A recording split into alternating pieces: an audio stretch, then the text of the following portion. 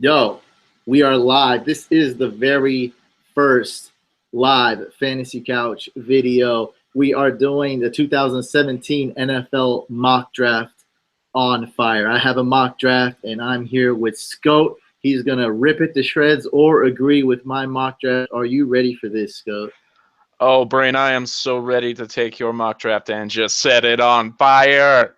No, It's wait. You're gonna going be to agree great. with some of my picks, though, right?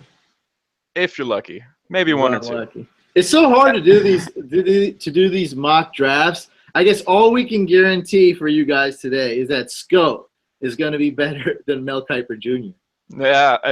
Yeah, that I will guarantee you. Yeah, if you are not satisfied, I will mail you a handwritten apology. All right. So people should be tuning in here. I'm going to go tweet this out. Let's get some people in here. So tell us, while I'm doing that, Scope, tell us a little bit about why this draft is so awesome, because I think this is one of the best drafts maybe in the past 5 years. I would love to tell you why. This draft is incredibly fantasy relevant. I've said before, and I will say it again, there are a ton of potential superstars on offense in this draft, and enough on defense to make some teams, really have to look at their schedules and adjust, projections for statistics. But I feel like this year's running back group, every single person that could be drafted in the first round is a potential fantasy star. I kid you not. The receivers are talented. Everyone knows about John Ross's blazing time. There's a lot of potential in this year's draft, and it's really exciting, Brain. Not gonna lie. Talk about position. So we've seen a lot of offensive linemen go in the past. We've seen a lot of people moving up, kind of just being so desperate to get a quarterback. Not this year, though. Yeah, it's a little bit cloudy. This year's crop of quarterbacks, the rankings are jumbled a lot. We're seeing a lot of Mitchell Trubisky at the top, even some Patrick Mahomes. Deshaun Watson.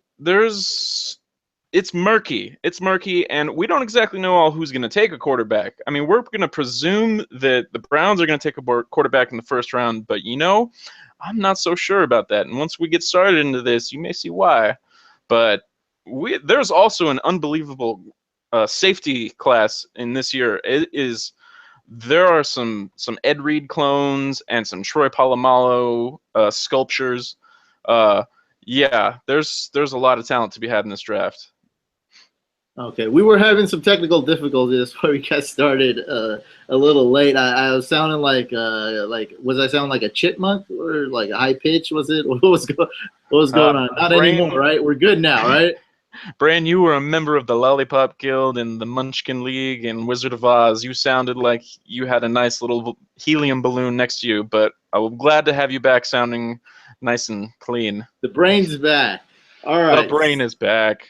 So what I did, if you guys haven't seen the article, you guys go to fantasycouch.com. If you want to follow along, I'll be having some screenshots of the draft I did, the mock draft I did. So I combined 10 of the most popular NFL mock drafts, 2017 NFL mock drafts, into one. I used a spreadsheet. I took what was the most popular pick. So sometimes if a guy was going on average a lot earlier, he's a little lower on my draft just because, let's say, most people picked him to go at 20, even though his average spot is maybe 13 and a half. If most people picked him to go at 20 and not two other players were picked to go at 20, that's where I put him. So that's what I did my mock draft. That's when Scope came in. He took a look at it. And Scope, you did a lot of like what you try to put yourself in the team shoes, or did you just do like, I'm Scope, this is what I think should happen? It would taste a lie if I didn't say it was a little bit of both. Okay. I've definitely got a few surprises. I don't see them realistically happening draft day, but in my heart, in my soul, I believe they are right and would not be a terrible decision by said teams taking said players. How biased is this draft? How biased is your mock draft on fire? I'm only covering one Bengals pick. Only one. So you're saying it can't be that biased? No, I promise you unbiasedness and yes, no corruption here. Okay, let's get into it. I'm loading up this. You guys see that? You see that, Scott?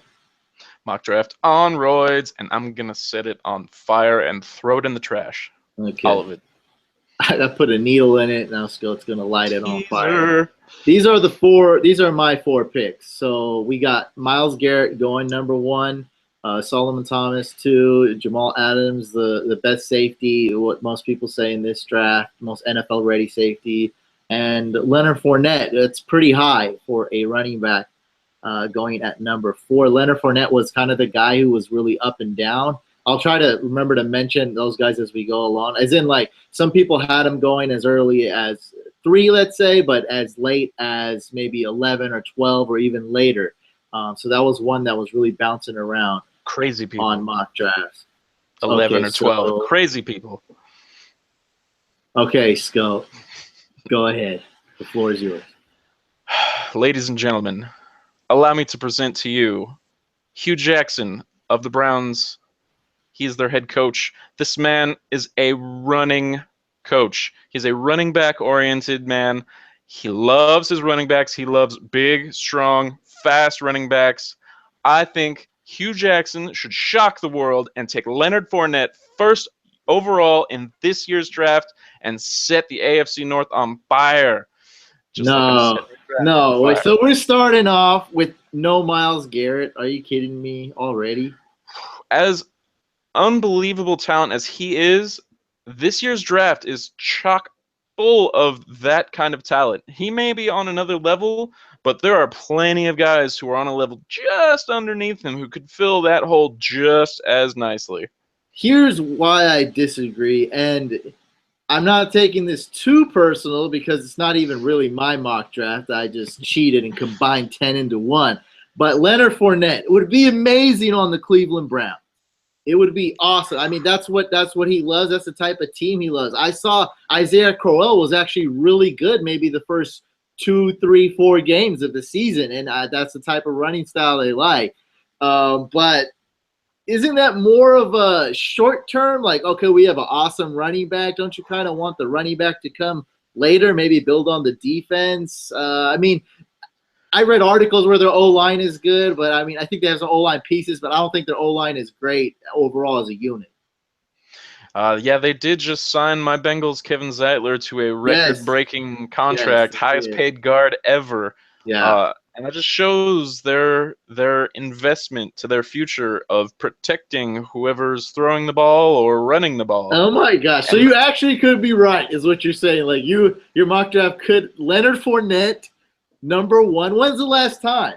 Siri, when's the last time a running back went number 1? What year was that, dude? AP went number 7, was it? LaDainian Tomlinson? Wasn't he drafted first overall? LT probably 1 or 2, I forget. But yeah, 1 or 2 maybe. Yeah, LT, that had to be a long time ago. Too long. It's been too long, and this year's draft class is the one to shatter that trend. It's a terrible trend. Running backs are great. Their work is so underrated. So underrated. A good running back can literally carry his team on his shoulders. Okay, not literally because, dude's not going to be picking anyone up and running in the end zone, but he will figuratively carry his team to many victories. And I feel like he really could be the face of the franchise for the Browns. It could be one of those very similar to Adrian Peterson scenario in the Vikings, where he's kind of the face of the franchise for so long. I mean, do you really need a quarterback if you can have a good enough defense and hold a small lead with a strong run game, chewing that clock? Yeah, they don't have the defense though. I think the defense is one of the worst, if not the worst. True. In the league. And it is ironic that I'm saying that with them leaving one of the best defensive players scouted and heralded really into a draft in a long time. Yeah. But in my mock draft on fire, I've got an answer to their problem just a few picks later. Okay, so we got Leonard Fournette going number 1. Well, Scott has Leonard Fournette going number 1. Of course, my draft has Myles Garrett. He's the only player that all 10 mock drafts agreed that he was going in the same spot, number 1. So number 2, let me guess what's going to happen. By the way, Scott, I'm wearing my 49ers coach outfit. You know, like I'm pretending right now I'm in Philly. You know, I'm on the clock here, right? I'm really close to being on the clock. And You scream as you streak through the aisles carrying that bold, beautiful piece of paper up to the podium with that so man Miles I know Garrett's who name we're on it. gonna pick for me. I know what's gonna happen. Give me the second overall pick of the draft. Announce that, please. The San Francisco 49ers select defensive end Miles Garrett out of Texas A&M. Yeah, we're going to the Super Bowl. Yeah, you need him. Oh You yeah. need him. Not gonna lie. I just don't believe you. There's just so many things It's that probably has to never gonna happen to get Miles yeah. Garrett. That would be so awesome. I feel like we're right there. You're building the franchise right there. Right? With that Like, pick, it would change. It would change the game. I'm not gonna lie. Change the It's team. 98% not gonna happen, but I ain't lying when I feel like it would be a good pick. Just Okay. Okay. So that was the obvious one. all right. Yeah, Right? picks 1 and 2. So, Yeah. What was your pick one, for Leonard number Fournette. 2? Number 2, I had Solomon Thomas, pretty good defensive lineman. Number 3, we have the Chicago Bears. It's just another horrible team. Had some bright spots on offense though, like Jordan Howard, bro. I think I'm gonna draft him really high in fantasy. That guy is such a stud. I just can't believe how well he produced. So we know they have a running back. They need everything else just about, wouldn't you say? Yes, I would say. And okay, number 3, the third overall pick in the 2017 NFL Draft, the Chicago Bears select Marshawn Lattimore, the versatile and potential elite shutdown cornerback from Ohio State. This man has potential. He's can fit into almost any scheme. His quickness is just it's off the charts. I mean, he's got some agility that is that it's up there with some of these pros today. Yeah. He's gonna be good. He's the best corner in this year's draft. How much better is he than, let's say, the second best corner? Like, what's the, you know what I mean? Like, what's the gap between number 1 corner and number 2 corner in this year's draft? Yeah, I mean it's a little bit of a toss-up.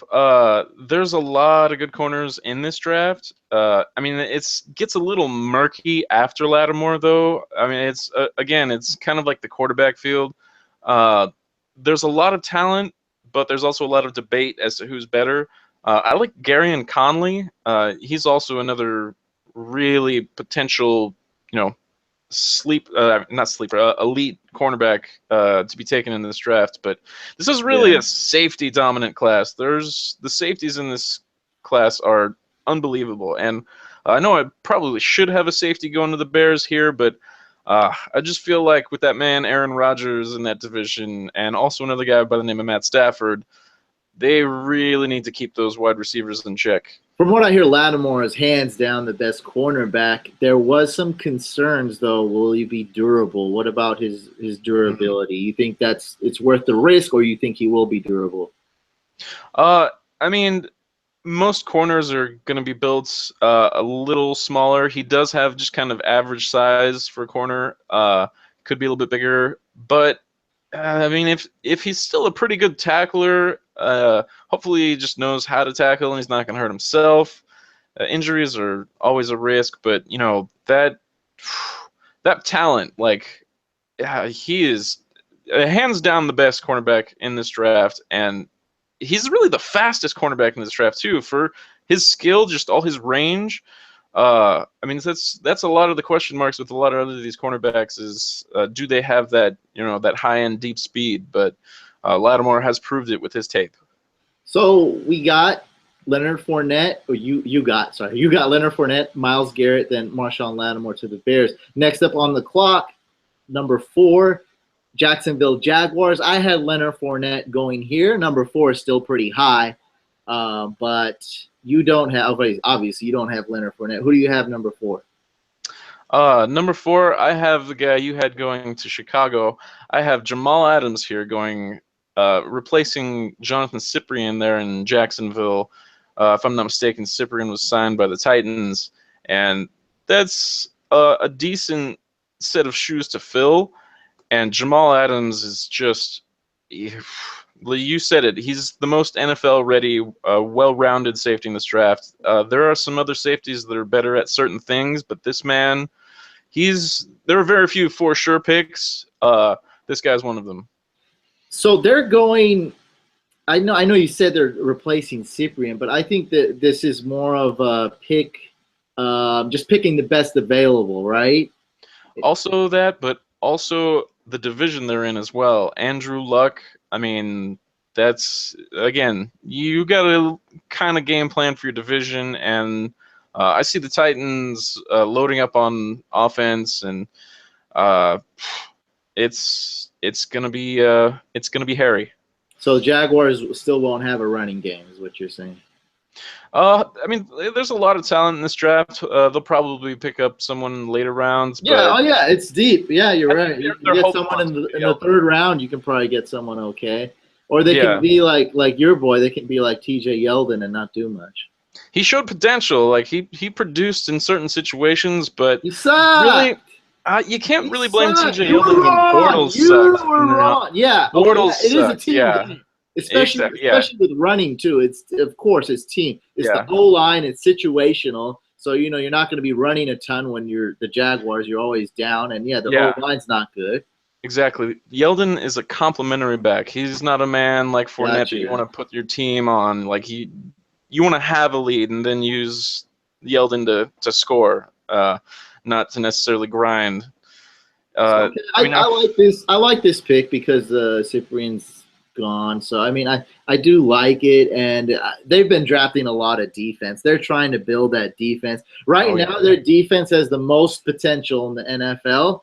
They're not anywhere as good, but we saw last year their defense was really good. Kind of underrated. Like on the stat sheet, sometimes you may not see it, but I'm looking at the pace of the game was slow. Kelvin Smith. They didn't score a lot of. Yeah, he's a beast. One of the most underrated linebackers in the league for sure. He's awesome. Yeah, and he's great in this modern day NFL. But I'm looking at next year because usually when we look at fantasy football, we see the Jaguars have that great schedule. It's sweet. Never really works out for you to draft them. But next year, maybe it could be one of those you draft and then you drop them and might pick them up later depending on the situation. Dynasty. Yeah, moving on. We're not talking that much about a dynasty defense special teams pick. Dynasty IDP.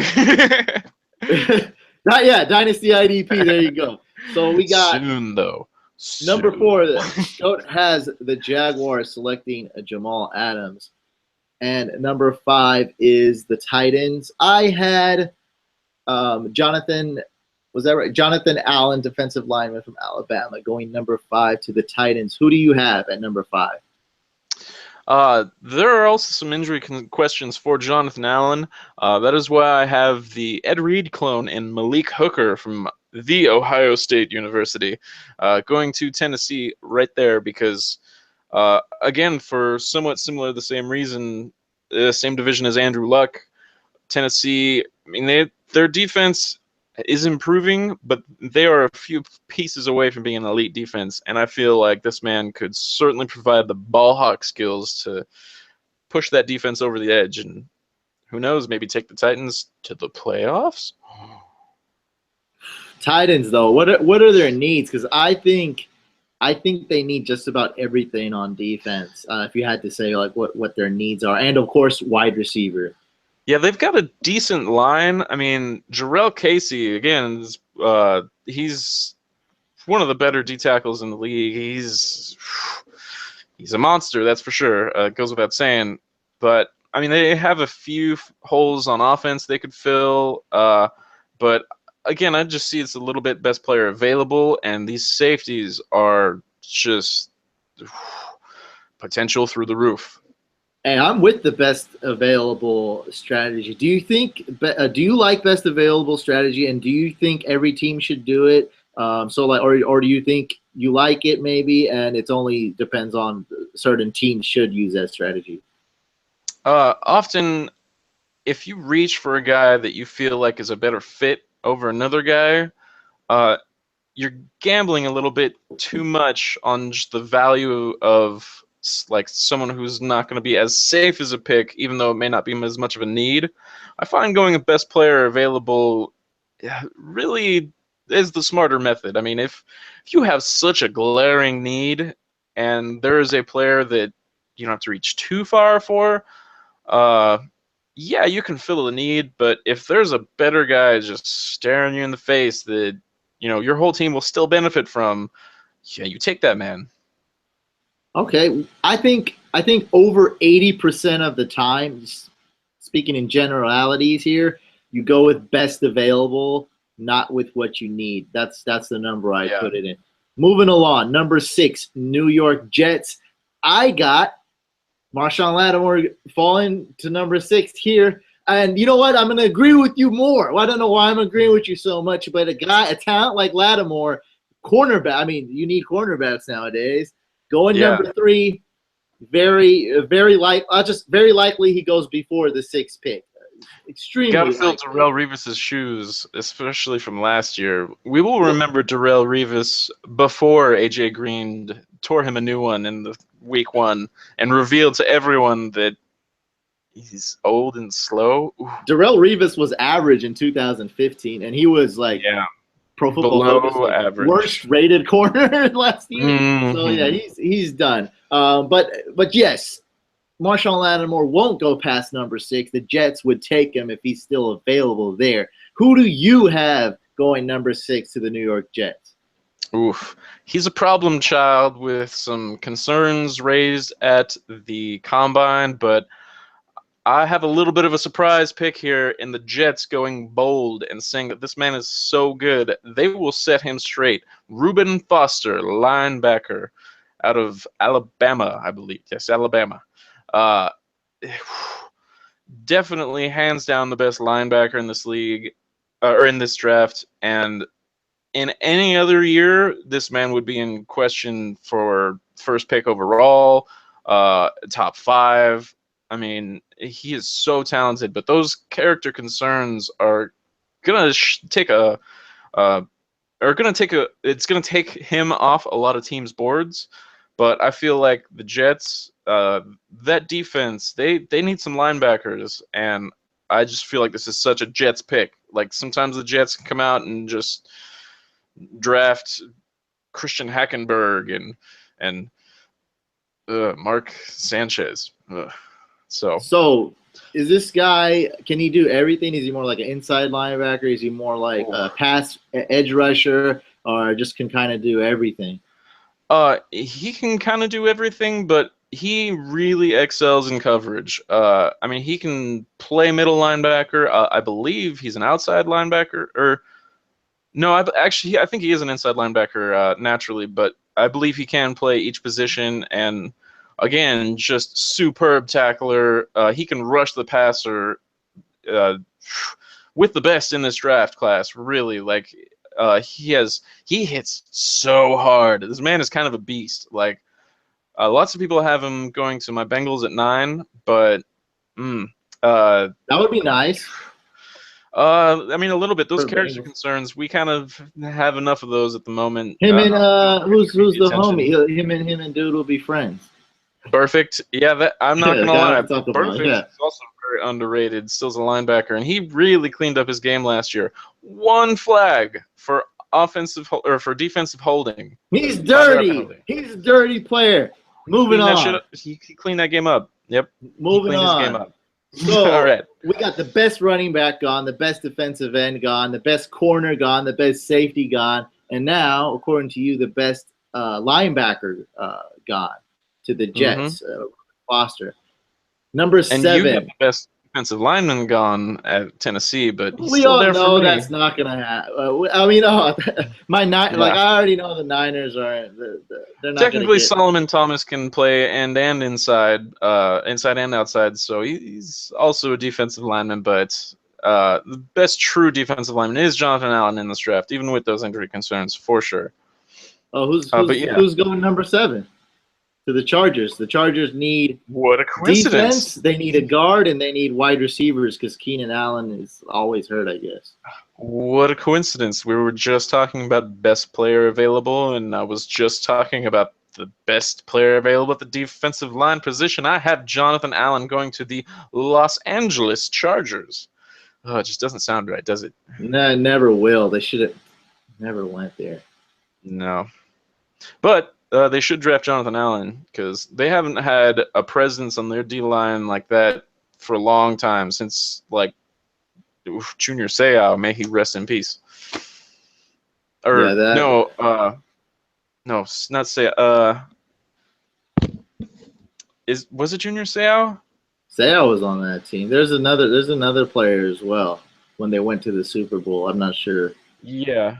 Regardless, moving on. Yeah. we know the guy. We can't think of his name right now. Yeah, let's not bring up such dark things, though. Yeah. So number 8, the Carolina Panthers. These are their needs right here. They need an offensive tackle, kind of just whole offensive line. They could use a defensive end and a running back. They really need a running back. Can you give them a running back, Scout? I think I can, Brain. I think out of the kindness of my heart, I will find a man by the name of Dalvin Cook, who's a playmaker and the arguably the second, maybe third best running back in this draft class. Well, Cook is good. Cook is very good, but for some reason, Christian McCaffrey just can't quite seem to get that hump into the top 10. Dalvin Cook seems to be floating around this Carolina pick in some mock drafts out there on the internets, and I actually really like it. I really like the fit. Jonathan Stewart is a bit of a hard-nosed runner. I mean, he's downhill. He can make those cuts, but he is not the young man he used to be.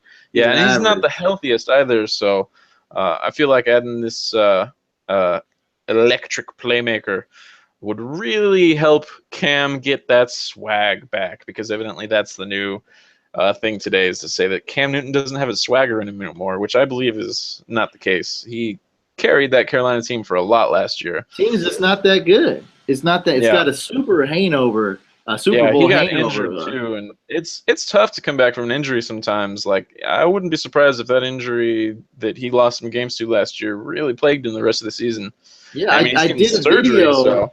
I did a video about why Cam Newton sucked in 2016, and I got a lot of trash talk from crazy Panther fans. Yeah, which will happen, but you definitely made some logical points. Like, it's not all his fault. I mean, his O-line sucked was one of the main points I made, and it's just you're not going to be successful. It's a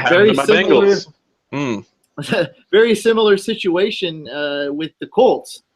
Like, their O-line is not that good. I mean, just imagine if they had more than one player on that team. All they have is Andrew Luck. Gosh, if they built around him, they could have a great team. So, the Panthers, T.Y. Hilton and Luck, I mean, they got to keep those two together too. I mean, T.Y. Hilton's great, but let's be fair. Like, Super Bowl teams usually have a better wide receiver than T.Y. Hilton. Not that, I mean, you can do it with T.Y. Hilton, but get him some defense, get him some protection. He's a home run threat, and I don't want to call him a one-trick pony because he does a lot. He's a good route runner, but I mean, it's those deep bomb passes. Those are where you see most of his fantasy points and most of his touchdowns. And they could really use a talented guy. Wait, how did we get onto the Colts? We were just talking about the Panthers. Because I compare Cam Newton a lot to Andrew Luck. That's why. Yeah, and it's logical. Both around roughly the same age. both #1 picks. Similar physique in a way. Of course, Cam Newton's way more athletic, just a tremendous runner. But not to downside his Luck's running ability, which he still has, but definitely not as potent or as strong as Cam. It's not. You don't call those plays for Luck, but Luck. He's not as big as Cam either. Touchdowns. Cam's got that size. Close. I think he's got it by a few inches. Cam's what, like 6'4", Luck's like 6'1", 6'2". No, I think they're actually the same height. We gotta. I'll look this up as we go into your favorite pick of this year's draft. Your Bengals only have one pick in round 1, and thankfully we're only doing round 1 right now. So last pick I actually had O.J. Howard, and O.J. Howard was going all over the place. A couple people picked him at number 8, which I don't think that's going to happen because the Panthers need just about everything. Except and I'm not gonna lie, Greg Olsen is elite, and it would be nice to have 2. But yeah, they could. Yeah, definitely they need stuff. Yeah, they got the cornerback who got fired after the Julio Jones got the 300 meme on him. So they need a lot. Let's go. Number 9, Cincinnati Bengals. I had Derek Barnett. You have Solomon Thomas, the man that you had going to your San Francisco 49ers. Oh, he slips down this top 10 and fits right into my Cincinnati Bengals defensive line, which definitely needs a little bit of help, but I'm drooling at the thought of Geno Atkins, Andrew Billings, our pick from last year, Carlos Dunlap on the other side, with Solomon Thomas on the right end. Oh man, and able to swap around all the mixed packages that the Bengals could. Well, the Bengals are really good at faking the blitz and showing a lot of different things at this line of scrimmage, and yet bringing pressure from somewhere entirely different. This guy would just talk about the ultimate fit. Like I would love this. In my initial burning of your mock draft on roids, I had O.J. Howard going to my Bengals right here, and as good of a fit as he would be too. I've heard it's a little injury prone. We could definitely need another offensive weapon. People have wide receivers. No way the Bengals would draft O.J. Howard at 9. I think they would. Way. He's a really safe pick. I mean, we have trouble with our offensive line, or we have questions with our offensive line. Yeah, and he could help with that even. He can help with blocking. He's so versatile. And this year's tight end class is amazing, and this man is at the head of it. He is the head of the snake that will bite your face off. And Howard could even potentially be fantasy relevant. That is a rookie tight end who could be fantasy relevant. And I'm not going to lie, there are a few of those in this draft that could be very fantasy relevant. Okay, what's the realistic chance you see Solomon Thomas falling to number 9? I mean, as good as he is, lots of these other guys are just equally, if not better, in my humble opinion. And I'm not saying Solomon Thomas is not top 5 worthy talent, but I mean it's just tough. I mean he's the second defensive end to go off the board, and as much as everybody could use an awesome pass rusher and run stuffer, some other teams just have a little bit other areas where they could improve a little bit better, like safety positions, cornerback positions, linebackers, running backs.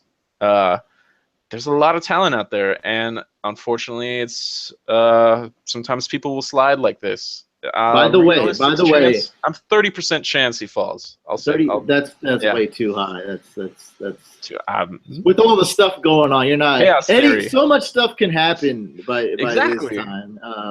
Trades are probably going to be made in this top 10 picks, and that's the hardest thing to mock. Like I actually would not be surprised if my Bengals traded down and got a handful of other picks, maybe traded down to draft one of these offensive tackles like Ryan Ramczyk. I saw one mock draft where someone had Ryan Ramczyk here at 9, and I was just like, no, ma'am. No, thank you. That's way too high. There's way too much talent in this draft to just go straight to a need and a definite By reach. the way, so Cam Newton weighs 245, Andrew Luck 234. And Cam Newton is 1 inch taller, so Luck is just a little bit small. That's why I compare them. Like they're still kind of similar in size. Cam Newton is quite. Is Cam 6'4"? 6'5". 6'5". He's a freak athlete. I knew one of them was 6'4". Yeah, he's 6'5". Yeah, that sounds about right. Yeah. Let's go to pick number 10. We both agree. Sorry. No, I said go, baby. I said go. Let's go to pick number 10. We both agree with this pick. The Buffalo Bills need defensive backs. They need a wide receiver to complement Sammy Watkins or replace him if he's injured. They and just they need wide need receiver depth. They lost 2 in this year's free agency that they've been using. I mean, not to mention Chris Hogan, they lost last year, and look who he helped crossed the over to Patriots. the Super Bowl. Yeah, and got himself a nice shiny ring. Actually, I don't think he has it yet, but yeah, he's earned himself one. But yeah, Mike Williams is just he's such a great fit for the Buffalo Bills because Sammy Watkins, again, he's kind of that big play down the field stretcher. I mean, he's, again, not to knock on Sammy Watson's route running or anything else, but Mike Williams can get it done in the middle and underneath. I mean, even on slot routes or slant routes, this man can do it all. Yeah, I mean, I just see giant target Mike Williams over here, giant target Sammy Watkins over here, and defensive backs struggling to pick who to guard. This is one thing we super agree on. I think Mike Williams will be the first wide receiver to go off the board. And this is the type of wide receiver you need in the NFL. There's just no doubt about it. This is the NFL wide receiver. And I saw some mocks, some crazy mocks, like the mocks you're talking about, had John Ross going #1, which I think is still it's plausible. But you don't. I mean, just pick Mike Williams and stop it. Okay, pick 11, New Orleans Saints. So we agree on number 10, Mike Williams. Pick number 10. Pick number 11, the New Orleans Saints. They need a defense. They don't have that. And they need a wide receiver with Cooks gone. I kind of like my homie Christian McCaffrey here, though. Wouldn't that be awesome? Oof. I mean, it would be awesome, except for, they've got a man by the name of Tim Hightower that I believe they re-signed this year. And he's kind of that role, but they want to lean on Mark Ingram. They want him to be that kind of workhorse and, let Breeze score the points. Hightower is a free agent. That's is he still? Oh, he's free. Yeah, I think he's gonna. He's not going. I don't think he's gonna go with the Saints. Yeah. Well then, I sit corrected. I mean, I could see them going McCaffrey, but they have a need at cornerback, and I feel like they have a glaring need at wide receiver.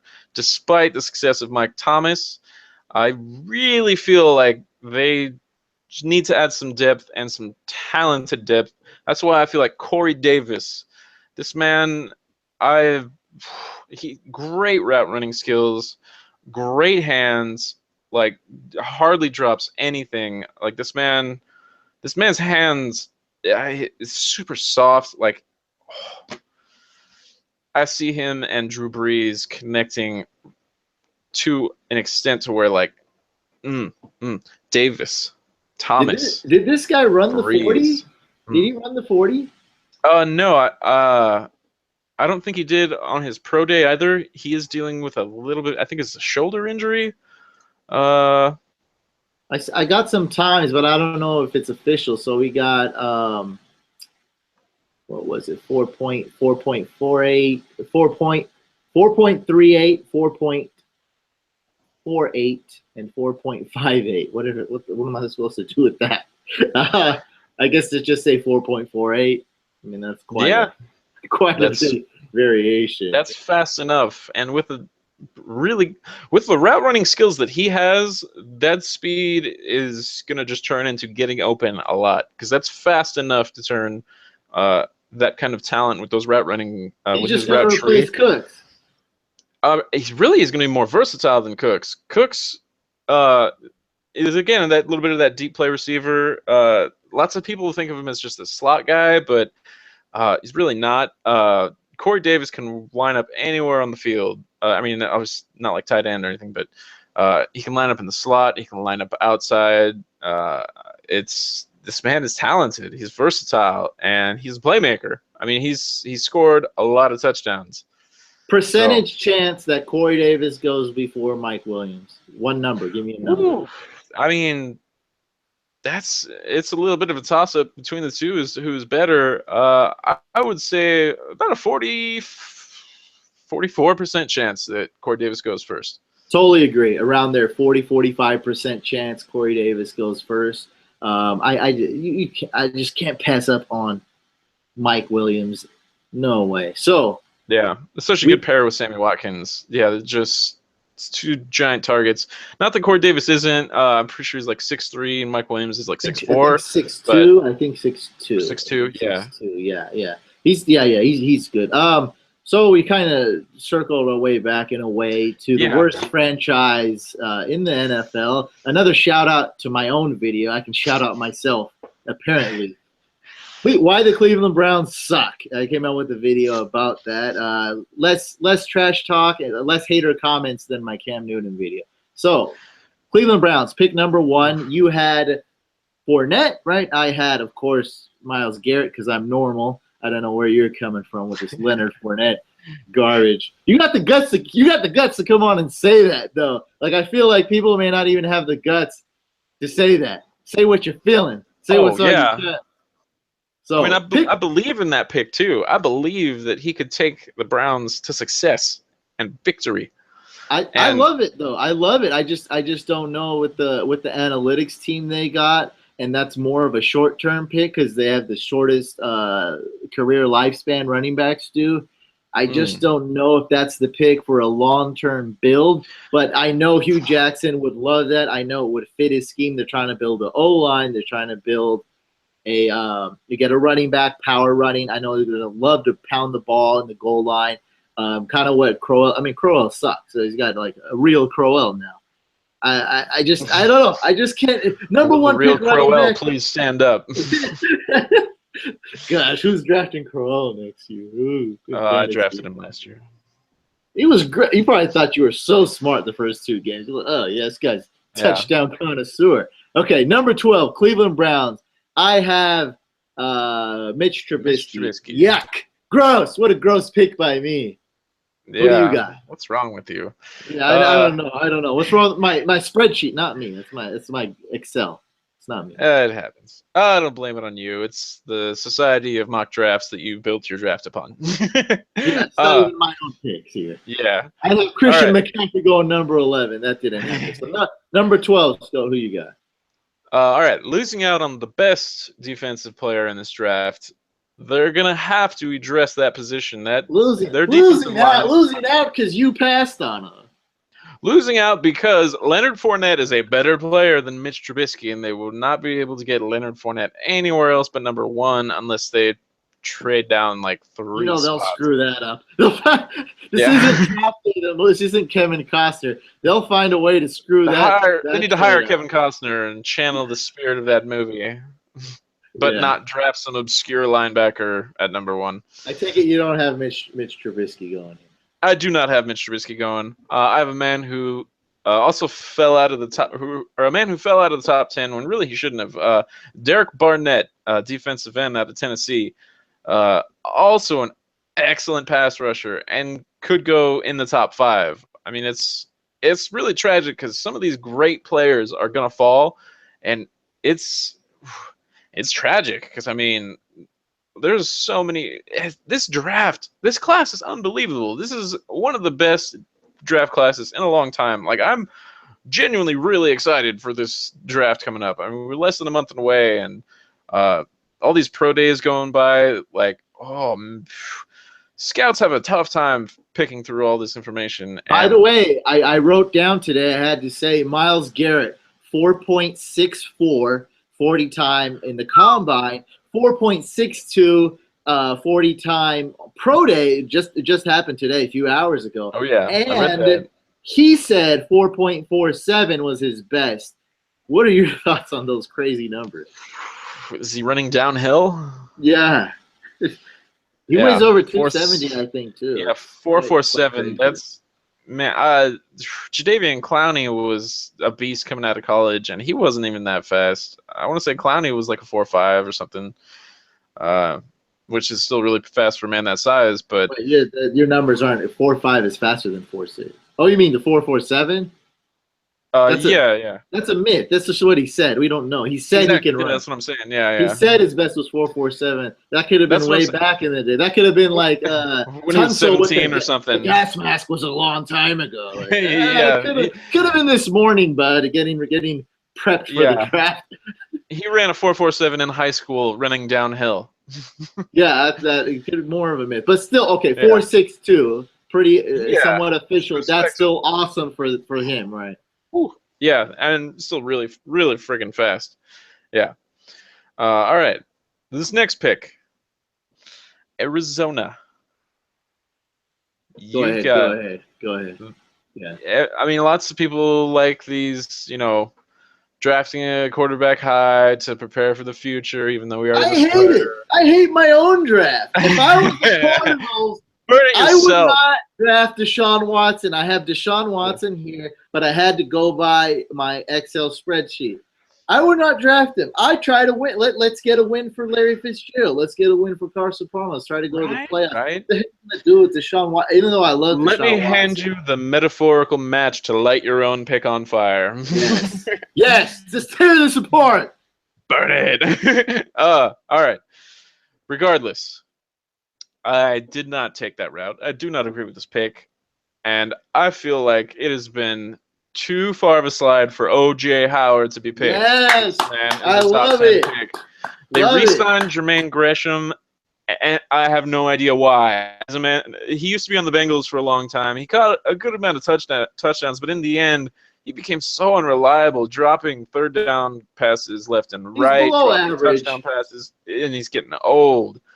O.J. Howard blocking for David Johnson, catching passes next to Larry Fitzgerald, opening up things for Larry Fitzgerald and John Brown and J.J. Nelson. Oh, I mean, it's just too good of a fit. Arizona would be running to the podium if this man fell this far, probably. So, yeah. What number scope? Percentage chance that O.J. Howard falls? 22%. Mock drafts have him going as late as 17, 18, 19. I forget the exact number, but that range, though. He's going. No way, right? He's going to be the number one tight end selected. That's close to 100% chance. And to fall to 13 is already a little bit low for he's kind of, to me, he's like the Myles Garrett for the tight end position. I almost put him going to the Saints. I feel like that would also be a really good fit for him. That would be a great fit. Yes, that's way better than Christian McCaffrey, than Christian McCaffrey. I think that's even I would go with that over Corey Davis. Yeah. They're gonna love that because you got a good O-line, you got a good quarterback. Now you have the tight end. Who's the tight end who was on the Colts? What's his name? Fleener. There's a lot of dirty fantasy football team names derived from Kobe Fleener. He was a huge. A bust is that's not even the right word. He was Kobe Fleece Blanket. He was so horrible last year in fantasy. And that's not a safety blanket. It's just terrible. Just as soft as a fleece blanket. It was horrible because he was better on the Colts. Now you got Drew Brees, who's just like a record. Who's okay on the Colts. Cornerback. And he got way worse. There was all these reports like he's not picking up the playbook. I thought maybe that could be a lie. People had that dude ranked. So he was ranked at like the number 7 tight end on a lot of rankings. I did not have it. Yeah. Jimmy Graham had the much better year, and nobody had Jimmy Graham ranked over Kobe Fleener, I don't think. No. At the beginning of last year. No, it was like tight end 20, Jimmy Graham. Because of injury, like he's gonna get hurt again. Yeah, dude. OJ Howard, I mean, going past the Saints, going past even Cleveland, even though they're not gonna draft, I don't know how they pass up on him too. And then Cardinals at 13, there's no way. So the only thing that I see a little weird about this is that Bruce Arians and the Cardinals never use a tight end. I try never to touch a Cardinals tight end. You think they'll just go with him? Because this guy's it's just going to be awesome with David Johnson, Carson Palmer, and I think they'll figure out a way to use him in the passing game too. It is a little unorthodox. Bruce Arians is kind of a mad genius with his quarterbacks. He'll find a way. They re-signed Jermaine Gresham. I'm pretty sure to a multi-year deal, a 2-year extension. Or a 2-year contract. Yeah, Look up those facts, brain, because you're the brain. See if I'm right on that. But yeah, Jermaine Gresham. OJ Howard is miles and beyond an improvement over Jermaine Gresham. That's No. all. Yeah. Oh yeah, We'll yeah, leave for it at sure. that. Yeah. All right. Jermaine Philadelphia. Gresham on a decline, would you say? Yeah. Been on a decline since he left the Bengals. Steady decline. Hmm. And that's completely unbiased too. Like, Well, some of that is because they don't use the tight end over there, but I think he was kind of if yeah it's a garbage tight end, why would they use him? yeah I don't know I think he's declining, but a lot of it is also to do with the Cardinals not utilizing the tight end. But like I said, he's below average. True. Like you get OJ OJ Howard is a Howard as great a blocker though playmaker. too. I mean, that's what I'm saying. Or Howard blocking for David Johnson. That's something that they would love to see.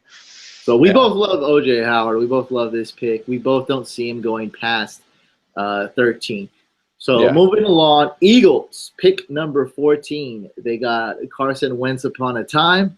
They need cornerbacks. They need a running back, I guess. You can.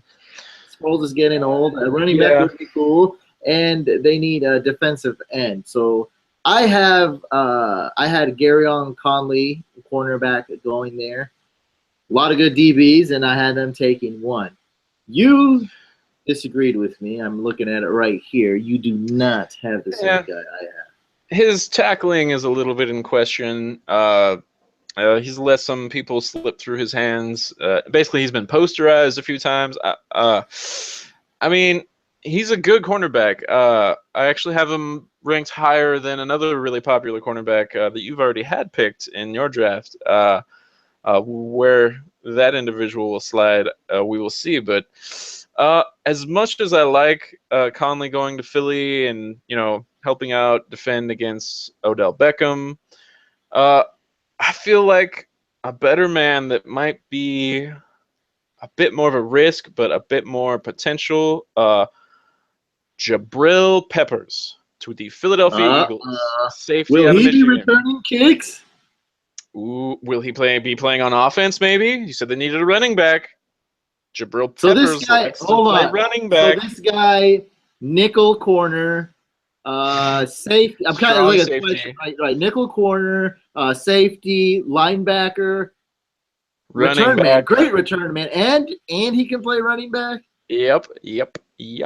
Evidently, some scouts are even looking at him as a running back, possibly drafting him to play both ways. We haven't had a player play both ways consistently for a while. I mean, Dontari Poe came out and threw a touchdown last year, but we're not going to see that very often. That was like they were running up the score. That doesn't count. That was like the that was some backyard football. Yeah, backyard football. Yeah, that was just let's just be jerks and do this type of thing. Yeah.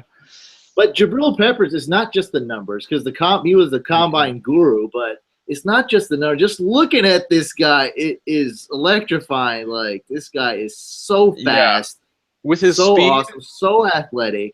It's crazy, and he's playing all those positions. That's got to add value to your team, because like you said, man, they're looking at a guy with scouts looking at him as a potential running back, at least in emergency situations.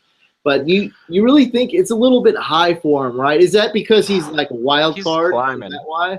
Definitely a little bit of an unknown.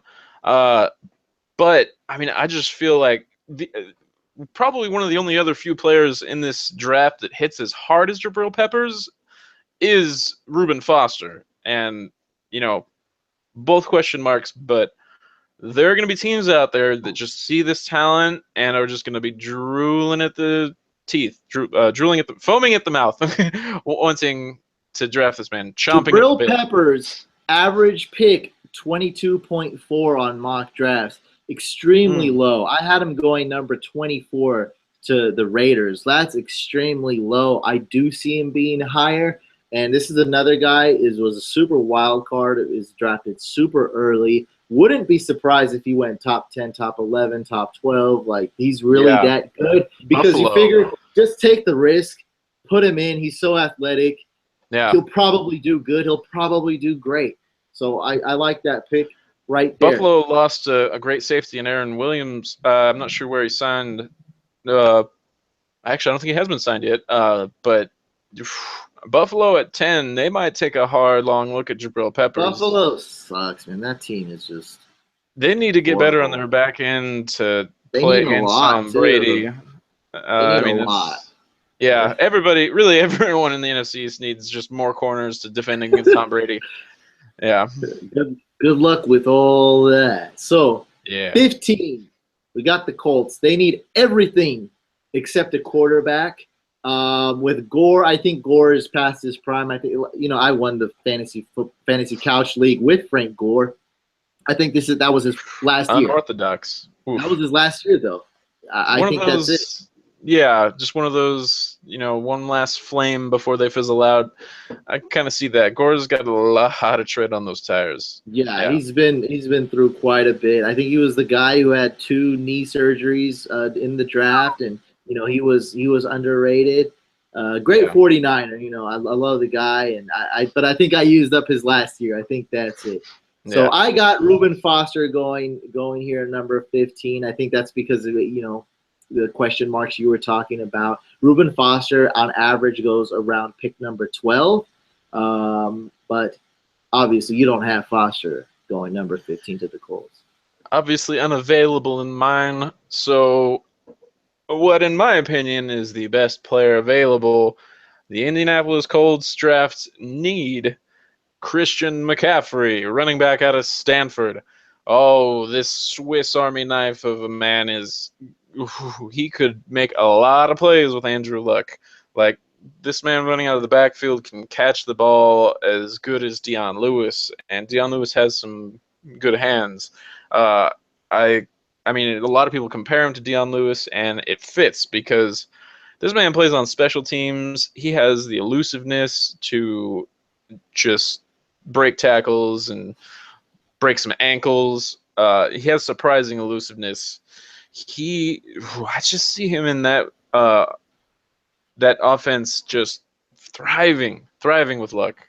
Christian McCaffrey was my favorite player from the combine. One of mine too. Great return man. He's basically trying out as like a wide receiver for NFL teams. He's trying to show NFL teams, like, look, put me in the slot, put me at wide receiver, let me catch out the backfield. He knows that's important. That's in demand right now for the NFL. Yeah. And this guy is so good. I don't see him getting a ton of carries, but I do see teams loving to use him. That's why the Saints. I compare this guy to Darren Sproles, and me and you were talking about this. You're like, he's not as short, but no one's as short as Darren Sproles. But it reminds me of done. He's such a good return man, such a good receiver. He has to have the right coach. Like Andy Reid would be another great fit. He has to have that type of right coach. There'd be about 10 or 12 teams. Too good. He's just too good. So you got Christian McCaffrey going 15. This is another guy that is tough because he's not the running back to get 20-plus carries. He's not your power running back. Targets and touches combined, or touches and targets combined,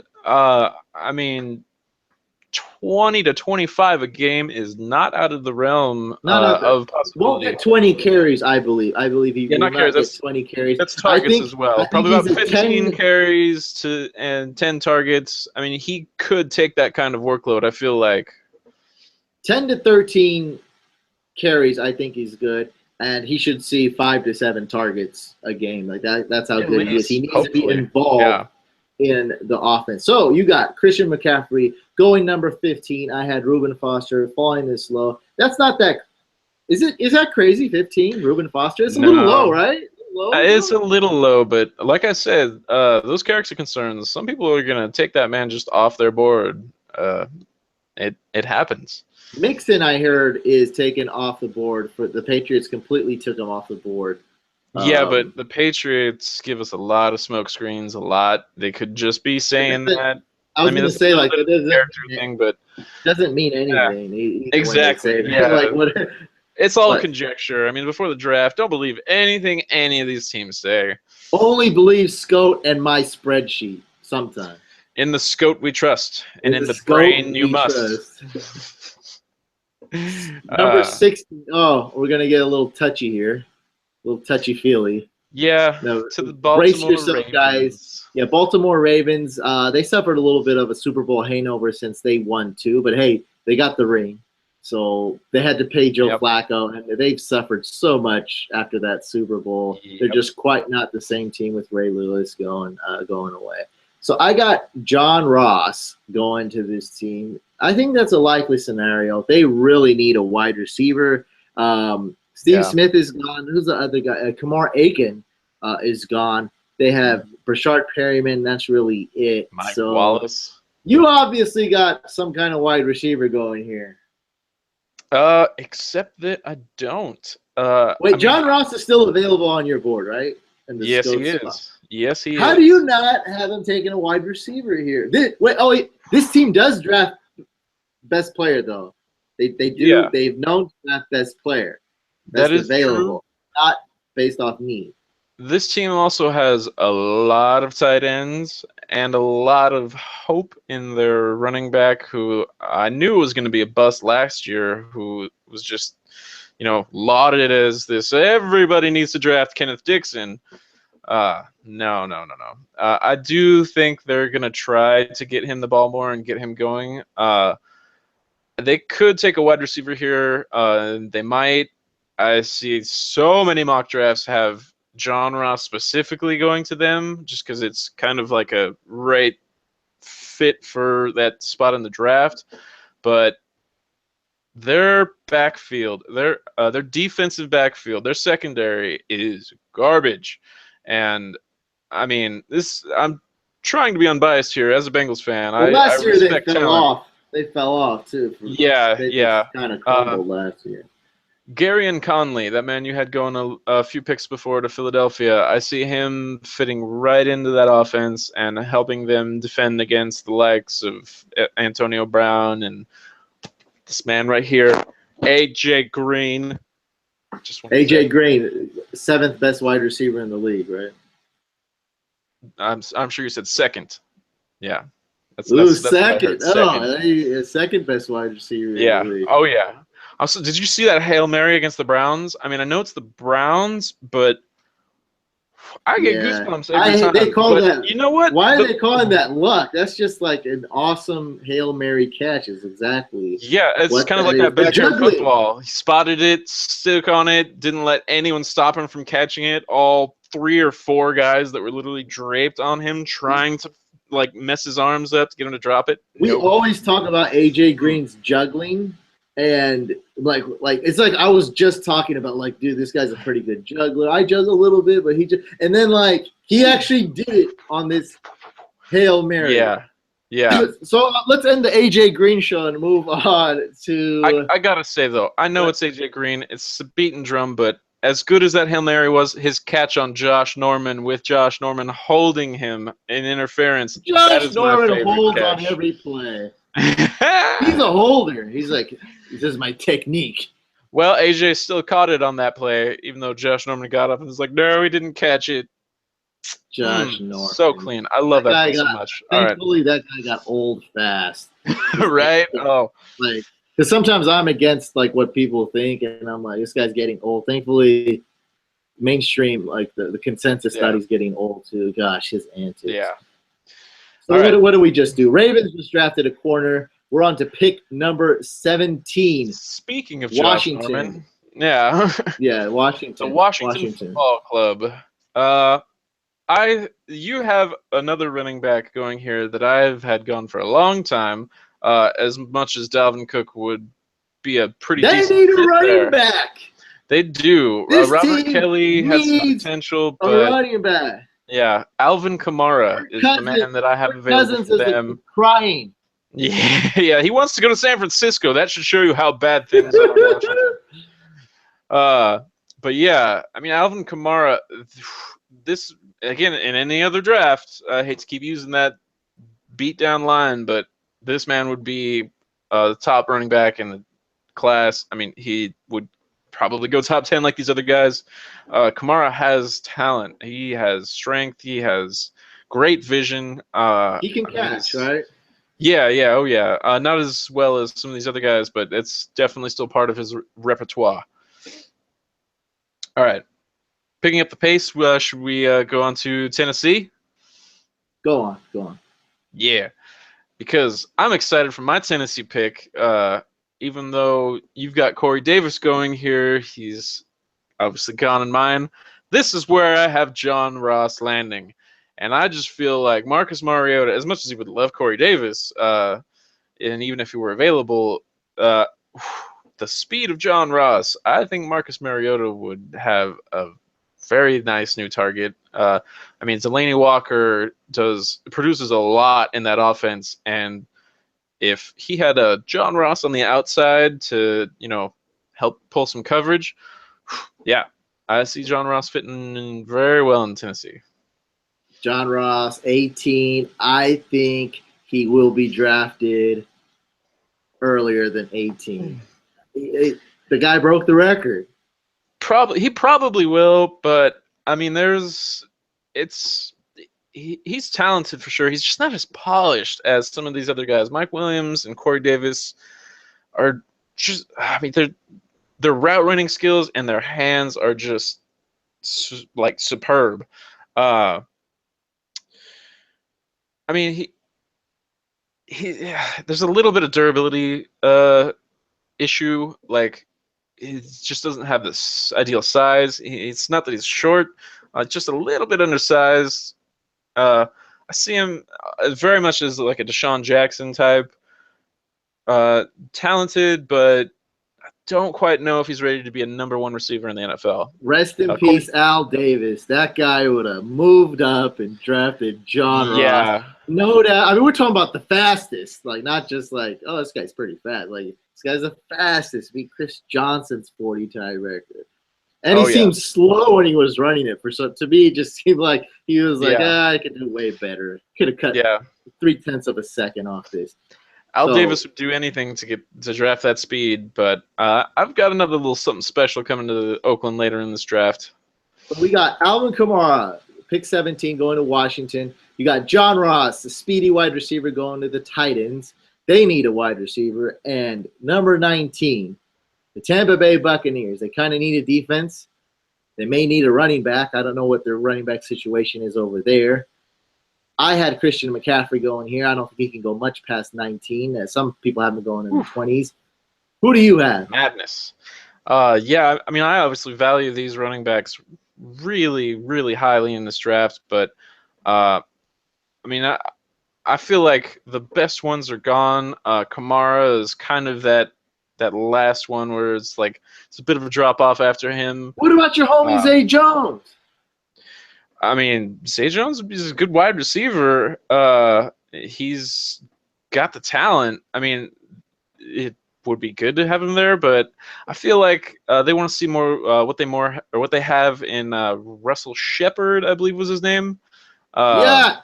Get him out of here. It's too early for Zay Jones anyway. It's too early, right? So. Just a pinch. But I have them improving their defensive line, getting them a nice pass rusher in Takaris McKinley. Again, one of the premier pass rushers in this draft. Just one of those guys that just slips. It happens. It's tragic, but someone's got to slip. Yeah, I see him excelling really well with Gerald McCoy and what's the name of the other man? They got that on that line. I forget, but yeah. That's all I know is Gerald McCoy. Beefing up that line. Who? Yeah. Bowers. Do they still have Jaquan Bowers? No. It wasn't Bowers. That was the Jets. I think their defense is horrible, though. They need to. Yeah, they could use a linebacker too. They could use a lot of things, but yeah, I see them taking a little bit of best player available. Pass rushers are kind of hard to come by in the NFL, especially premier ones. You need a good one. You need a good pass rush. Exactly. And in that division, I think I watched him play against the Falcons. It did not look good. So I like Jameis Winston maybe a little bit this year, though. Yeah, I do too. I like him fantasy-wise. That might be a good one. So moving on. On to the Denver Horses. Let's go. Denver. They kind of need an O-line. Do they need an inside linebacker? That's what I have written down here. Hopefully so. they do. Yeah, Otherwise, what you got written down is wrong. And I had written down they need a defensive end. I don't know. They definitely need a.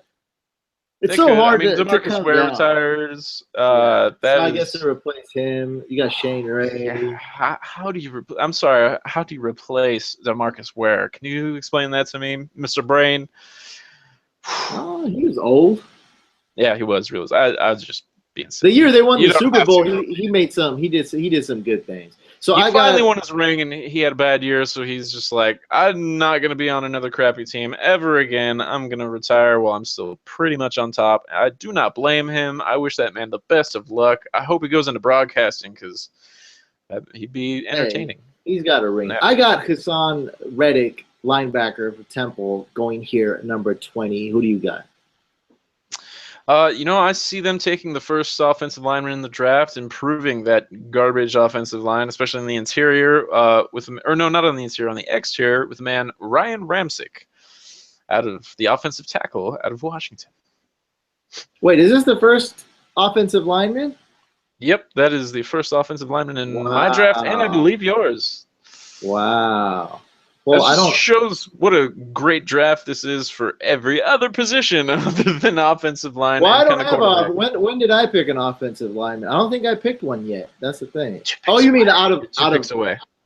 Oh, yeah. Okay, but I mean, this is the first out of both of ours. You meant out of both of ours, yeah. I have the first offensive lineman taken. Yeah. Wow, it's a crazy draft. All right, let's get these next two picks are boring. Let's skim over this fast and get to pick 23. Okay, so 21 I got Taco Charlton.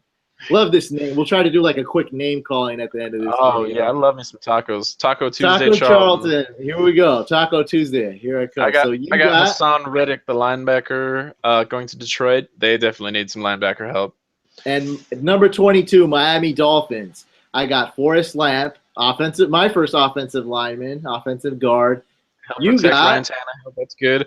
I got Kevin King. This cornerback, he's been rising up the charts for a while now, and I feel like this is a little bit high for him. But again, in the same division as Tom Brady, everyone needs cornerback against that quarterback. And Tom Brady's playing another 6 or 7 years. We all that's just some news. Yeah. Buddy. And Gisele Bundchen's going to look like that for the rest of her life. I see him next year. Tom Brady should be on fire, just like this year. After that, maybe we might see a decline. But I think he can go 3-4 more years because it's weird. Like, if we had no bias, right, and we didn't really look at his age, I'd say Tom Brady in 2016, 2017 was in his prime. That's the best. Yeah, I would agree with that. Yeah, he was amazing. It's just weird that we know the number, his age. You can't really say that, but yeah, the dude was in his prime. I mean, what was it? 28 touchdowns, 2 picks, something like that.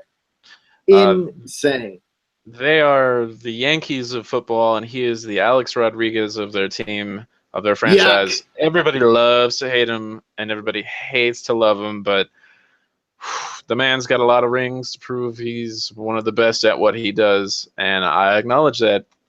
Maybe a punk, but... Hashtag just sin baby. Pick number 24. We have the Las Vegas. Oh, I hate it. Las Vegas Raiders. They need a defense. They got everything else. They got Khalil Mack on defense. I had Jabrill Peppers safety going here. I don't believe why am I arguing against my own mock draft? This wasn't supposed to go this way. There's no way he can go down to number 24, even though he's kind of a wild card. No way. Who do you got? I don't think so either. Oakland would love to have him there, but I actually have a very Al Davis pick here. Evan Engram, the man I called Jordan Reed clone. Everybody's calling him a Jordan Reed clone. I call him a Vernon Davis clone. There you go. Yeah, he could very much be Oakland's Vernon Davis. Oh, yeah. I mean, I could just see him stretching that field while Cooper's doing absolutely everything else under the sun. He could make some plays for Oakland this year. And it's funny. I mean, we skipped over the Giants pick, but I actually have Evan Ingram is sorry, I was looking. It's okay. I was looking it's okay. I was looking forward to the Giants pick, but I was more excited about the Raiders though. But yeah, I think technically they're still the Oakland Raiders because they're going to be playing there for a they few more are. years. They are. Yeah, I just wanted to make that. but No, they're going to be the Raiders. Yeah. I The feel Oakland for my Raider fans out there. Our homie Spencer. Oh man, I lots of hate people the on Raiders. couch. They're my Yeah. arch rival, but it's not fun rooting for the Niners without the arch rival. I love Batman, but I like it when there's a Joker right next door, the other side of the bay. Exactly. The Battle of the Bay, man. I do a charity event every year. It's called Battle of the Bay with John Madden and Mariucci. Some kind of weird rivalry. Now, what are they going to call it? Like, what is it? Las Vegas versus Battle Frisco? across state lines. Las Vegas versus where? Not even Frisco anymore. Okay, so what Vegas are we doing? Versus the Bay. We're back at 23. Let's do 23, David. Scooting back just a little bit, back to the Giants. This is where you got Ryan Ramczyk going, but I see this nice little double slot of tight ends happening right here. David Njoku, the second best tight end in this draft, going and helping out that Giants offense even more. I mean, obviously they went out and got Sterling Shepard. He lived up to a little bit of that hype. Kind of fell off a little bit, but I just feel like this would be another great piece to that offense and just really help Eli Manning not be Eli Manning. David Njoku. Njoku. Is he a good blocker as well, or just pass-catching tight end? What kind of tight end we're talking about? He is also a very good blocker. Evan Ingram's going to be the more wide receiver playing tight end. Speedster, yeah. Still a good blocker, but yeah, definitely a playmaker. Njoku is just not as polished as Howard. I don't think he's as fast either, but also really great hands. I think he's got jumps too. I think he had a really good vert jump. Giants have everything. They need maybe a little bit improvement at O-line and a good their running defense back. is actually really good. They do need a running back, but again, this is all of the good running backs are gone. This is kind of best player available. Adrian Peterson and Jamal Charles are free agents right now. It's just so weird to say that out loud. Free agents. They have no job. It's insane. No one wants to pay the big bucks when they might get hurt. It's harsh.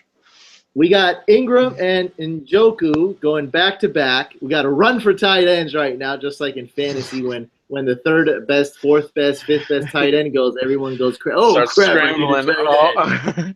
I need one so bad. Now, pick number 25. I miss fantasy football. Okay, it's coming. That's why we're doing these videos, to keep them, to wean them off and get them, little something in between, a little something to boost you up. Your mock draft on roids, giving you that extra burst to get through the off season, the dry season. Brock Osweiler's former team, the Houston Texans. Brock Snozweiler. They're gonna go for a quarterback, right? I got him taking Cam Robinson. Well, that's stupid. They need a quarterback, right? They're gonna, if they don't get Kaepernick, they're gonna get Mitchell Trubisky. No quarterback has yet been taken in my draft because my draft's cooler than yours. But I just feel like, Cleveland is probably taking a long, hard look at all these quarterbacks. But I feel like none of them are going to be that guy. None of them have, franchise-saving, reboot, programmed quarterback ready to plug in and be the answer to the Cleveland Browns. They're not no Jared Goff, right? Right? Yeah. I could see quarterbacks falling, and this is the Texans. They drafted Brock Osweiler. This isn't exactly high in the draft. It's they paid him. They willingly signed Brock Osweiler. Ugh. Yeah. So, listening, Houston upper office, you willingly signed him. This is hard for me to believe right now. You got the first quarterback going at 25. So when we looked at mocks last year, the Niners at 7 had taking the first quarterback. Or was Jared Goff going number 7 to the Niners, this and that. And then, like every draft, they're like, oh, crap, we need a quarterback. We're all going to lose our jobs. So you have the total opposite going on right now. You got Leonard Fournette going number 1, and the first quarterback, Mitch Trubisky, going at number 25. That's got to sound crazy to you as well. I mean, right? again, I feel like Fournette, well taken care of. Fournette could last longer than some of these quarterbacks in this draft. People are saying this man's better than Adrian Peterson. I mean, if he can play for 2/3 the amount of time Peterson could play, that could easily outlive a lot of rookie quarterbacks. Rookie quarterbacks come and go a lot. Not a lot of them find success. This Fournette is just one of those guys that might be a little bit okay to risk your job on him. I agree with the analysis. I don't agree that out of these 30 teams or whatever, 31 teams, whatever we're dealing with right now, the entire first round, that one team's not going to do what the Rams did or what any other team did the past couple of years. The Jets could draft a quarterback up in there. Go up and draft a quarterback. I mean, we have some talent. Yeah, it's not the 1 year, rookie year, franchise-saving quarterback. Like, they're not as touted. There's no one answer. As Andrew Luck, let's say, when he was, he's going number 1 for sure. He's going to replace Peyton Manning. But 25, that's a hard pill to swallow.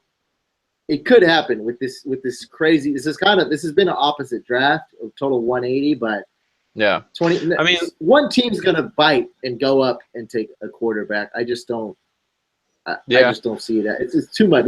All it takes is one team.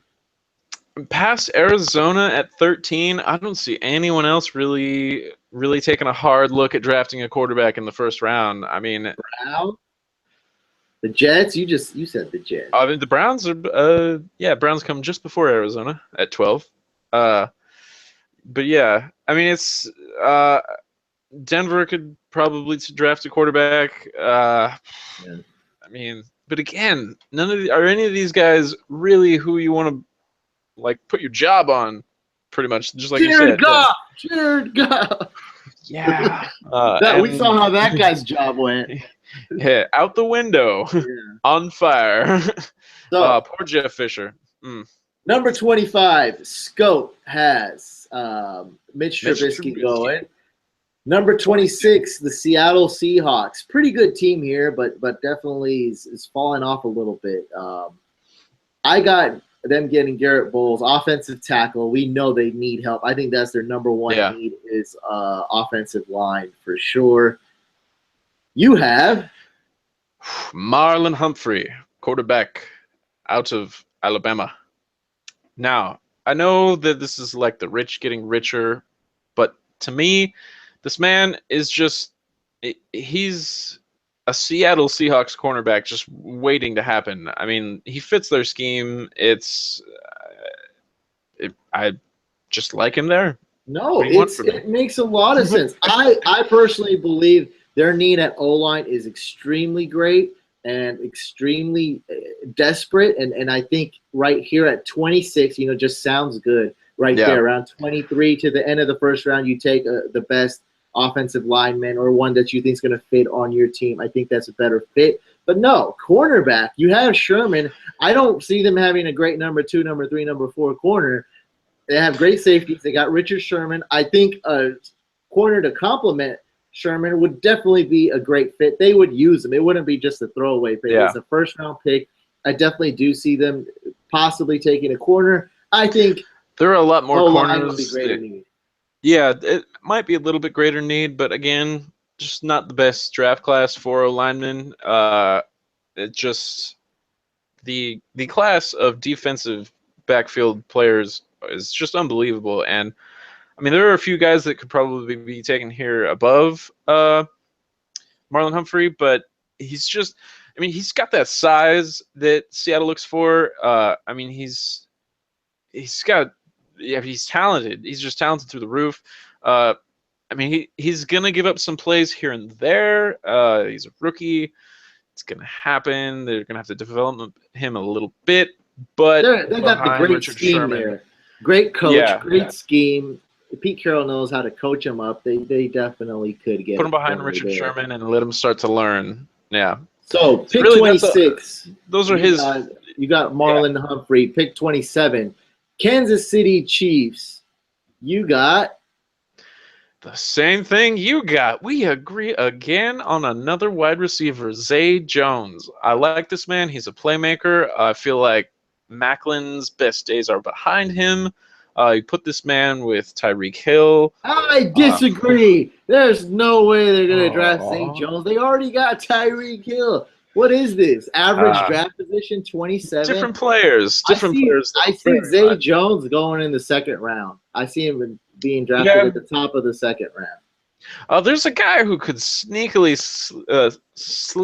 sneak up into the bottom of the first round by the name of Juju Schuster. He has the ideal that's size. what I was gonna bring up. I don't see him on this. Yeah, wide receiver, right? Yeah, wide receiver could get drafted in the first round.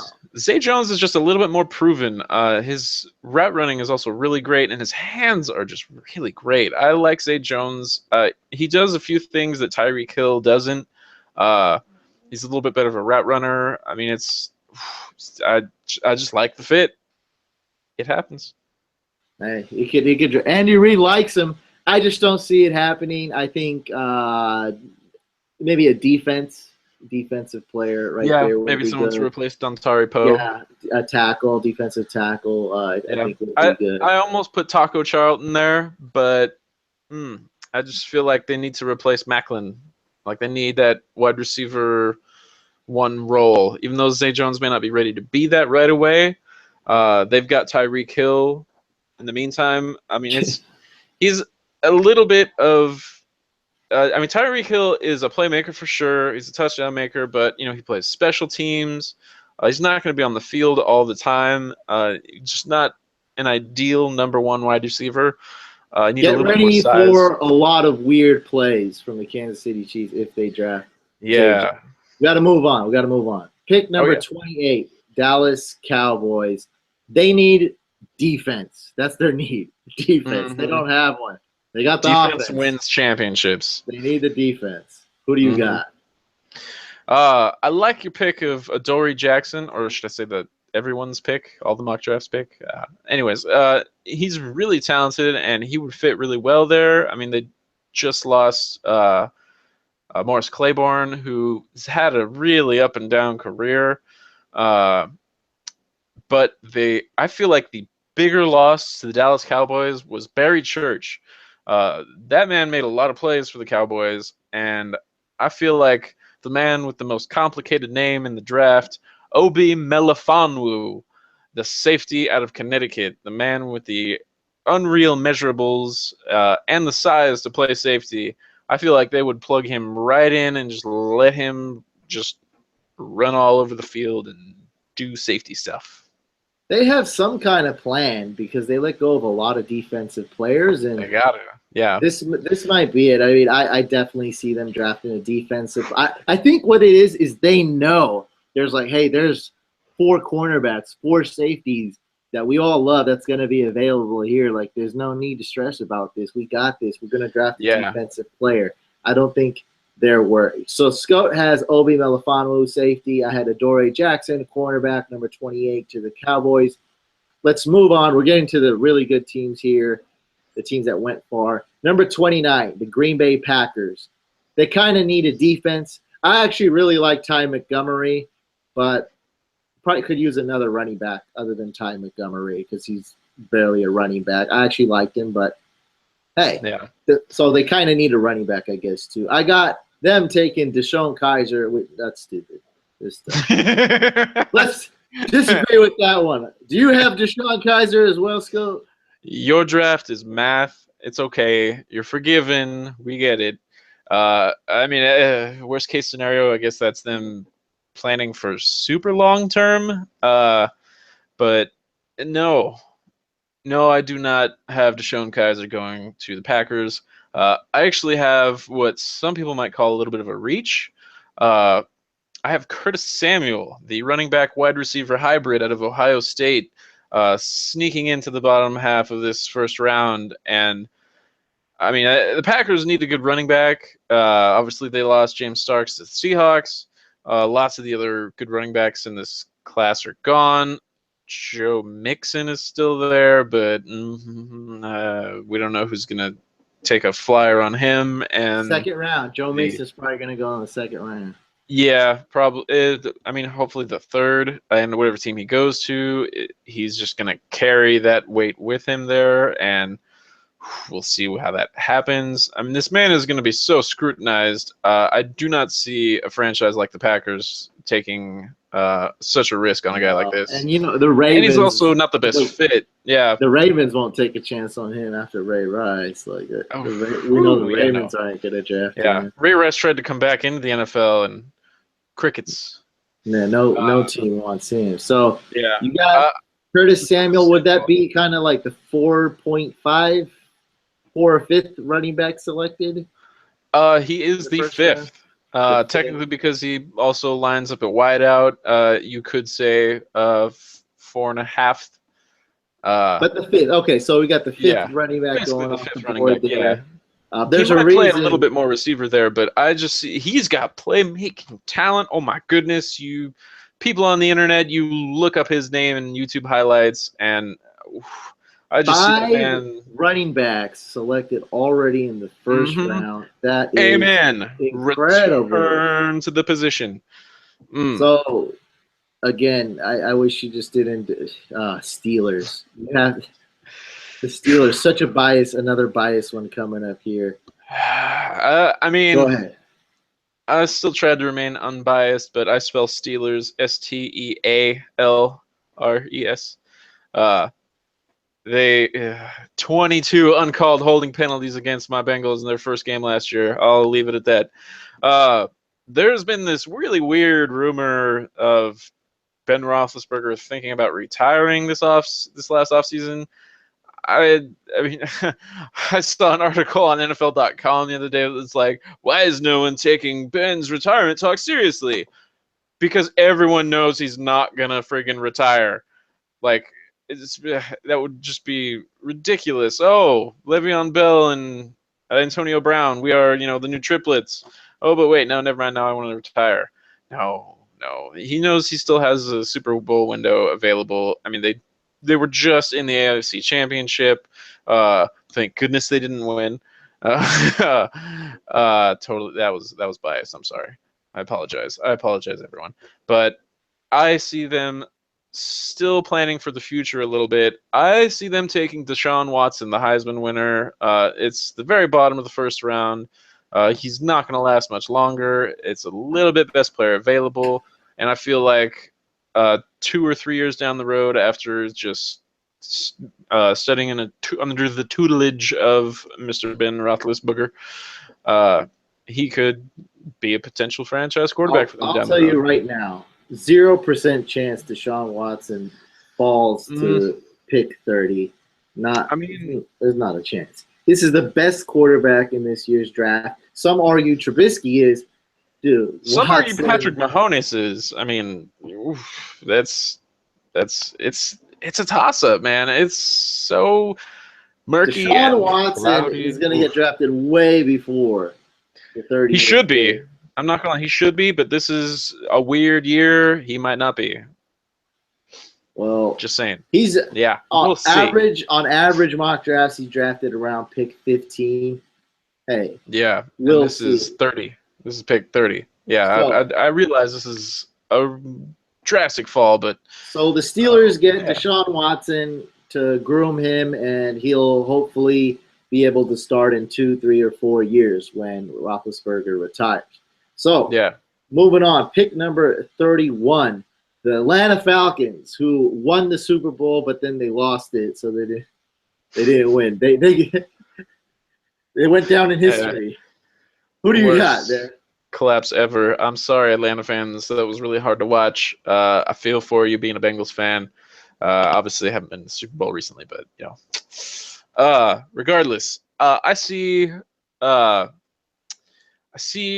Falcons, and I just see the future of that franchise in Matt Ryan's hands, and they need to protect that man. They need to do a better job of protecting that man, giving him more time to do what he does. I see them taking Forrest Lamp, the offensive guard, or the guard from Western Kentucky. Not bad. What about the homie TJ Watt? Not everyone sees him with a first grade. I mean, I know his last name's Watt, but he's not as big as his brother. He's good, but first round talent good is to be Where do you determined have by the TJ draft. Watt going? Not in the first round. In the second? Definitely early second. Yeah, he's not going to fall too far. He's got enough talent. Yeah, he's definitely top of the second. I see TJ Watt going like 28 to 31, someplace around there. Maybe even the Steelers get him. That's where I got him. So right now, the Saints, they got the 32nd pick and I believe the 11th pick. So we're back at the Saints. I got him taking cornerback Marlon Humphrey, and you got? This is a cornerback. I don't know if anyone that's watching this has been paying attention, but he probably should have been picked a lot sooner. I hear question marks on this man's speed. Tre'Davious White, the cornerback out of LSU. Lots of mock drafts have this man being taken by the Saints and their earlier pick in the draft. I have him going to the Saints at number 11. Yeah, and I mean, as good as he is, I feel like there are just a few other cornerbacks, like Travis King, or not Travis King, Kevin King.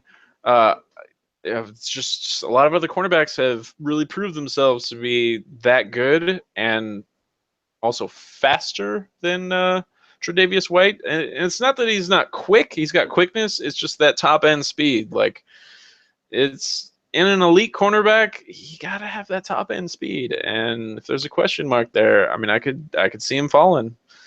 It happens. The Saints would love to land him at the very bottom. What teams don't have a pick in the first round? The Los Angeles Rams, the New England Patriots, and one other team. Huh? What about those teams? And give me some players that like could be in the first round or our first round talents. I mean, it's tragic. I didn't have Taco Charlton in my first round. This is a man that has been projected as high as the top 15. It just feels wrong leaving him off the board because his name is Taco.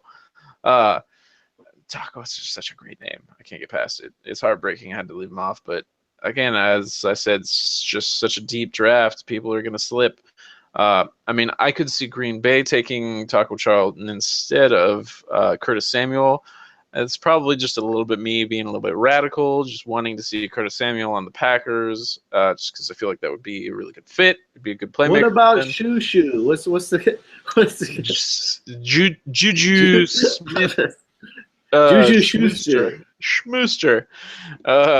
Juju He Smith could be a Schuster. top 5 wide receiver, right? Maybe even top 4, top. Yeah. No. That guy's good. He's got the physical skill set for sure, and I mean he can catch the ball, but it's just not as polished. I mean, what chance he gets drafted in the first round?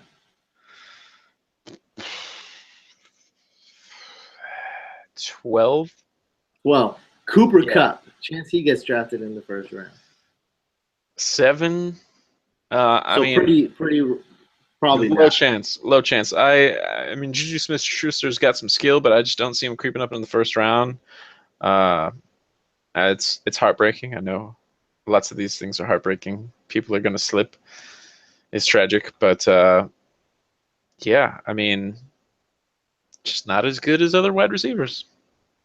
Sorry, buddy. Sorry, Juju, if you're watching. But Sidney Jones was a guy that was mentioned a lot.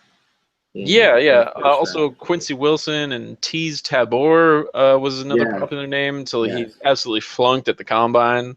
You don't have Charles. Wait, you didn't put Charles Harris? He's not. Wow. No, I mean, I really wanted to put Charles Harris down there with Atlanta. I mean, just giving them another pass rusher would be kind of cool. But Forrest Lamp, I mean, he's good enough to be taken in the first round. I mean, you can't pick everybody, Brain. I said, wow. I didn't put him either. Yeah. He's You not also didn't have choice David either. Njoku. I mean, Oh, that's way worse. You got that's the yeah, you second gotta best have. tight end. Yeah. Yeah, and I got 3 tight ends going in the first round. I mean, Evan Ingram is probably going to be taken in the second, but that would just be such a beautiful fit with the Raiders right there, and he will not fall to them in the second round. He'll be taken at the top of the second, probably. We got to wrap this up, though. You got quarterbacks going super late. I mean, leave a comment below. First overall. Hopefully this is the first live video we did. It hasn't been perfect, but leave a comment below if you agree with my draft. My draft's on roids, or Scott's draft. Scott's draft is on fire. So, Team Roids or Team Fire? Which one do you agree with more? Scott has Fournette going number 1 overall. I think we can just vote him out right then and there. Like, let's just stop with that. Just with that alone, I should be able to win. But you never know. It's the Browns. You probably will. I got the second pick. It's Niners. a spicy pick. You're not gonna lie. I would love to. Everyone would love to see Fournette on the Browns, I think. We'll see. We'll see what happens. I mean, as a Bengal, I share the division with them, but it's kind of been this silent, just appreciation of just both the Bengals and the Browns were terrible for a long time. So I want to see them do better. I mean, it'd be nice to bring more competition to the division. Even it out a little bit. Yeah. I mean, it's just sad because it's such a legendary franchise. Mike Brown, like the OG Mike Brown, would not have the NFL today without that man. And Bengals. It's sad. Well, Hooday. I think we're about to wrap this video up. Make sure you guys make sure you guys subscribe to the YouTube channel, hit that bell icon, join the notification team. We'll be coming out with more videos like this. Thank you for bearing our first live YouTube video. First time we're doing it. Hopefully this gets posted. I don't know. It's my first time doing this. Scope, thanks for having us on. I'll be posting your mock draft. Do you expect to win the comment votes? No, I don't. Everyone's gonna hate the Fournette pick, which, I mean, it's to be expected a little bit. It's a very You're rapid gonna lose pick, the votes, but who's gonna win at the number of correct picks? Me or you? I'm gonna say me. Okay, so you're gonna win, but you're gonna prove everyone wrong. Probably not with the first pick. It feels bad, but people would laugh at the Browns if they did not take Myles Garrett, probably. Yeah, Fournette, he's got his own injury risks, but everybody gets hurt. Everybody can get injured. It happens. And I just see it's a much bigger risk, but the reward for the Browns, Fournette is a monster. And I mean, everyone's got him projected to go to the Jaguars. I feel like he would just get lost in Jacksonville, like just become an afterthought. Like everyone gets lost in Jacksonville, but exactly, unless the Jaguars actually started winning and went to the playoffs. I feel like he could be a bust in Jacksonville, and I'm scared for him for that. I don't want to see him be a bust. People are actually watching us now. Oh wow, we're about to end this. Yeah. I think we went too long already, but Scott, we'll have you on to talk. We'll do dynasty videos. It's good to have some other stuff. I don't know if we're going to be doing a live video anytime soon. We'll decide on that. We'll see how this one goes. We'll watch our stuff, see how that goes. I feel like it went pretty well. We could do this again. We should. Pretty well. It was too long, but we'll see. We'll see how it goes. We try to do like a little extravaganza. Yeah, we try. We try to do something. We try to do something different. So Scott will be on for other videos. Make sure you guys tune in. And again, don't forget to like, comment, and subscribe. Let's go. Hit that subscribe button. I'll see you guys on the next video. Thank you, Brain. Later, Fantasy Couch fans.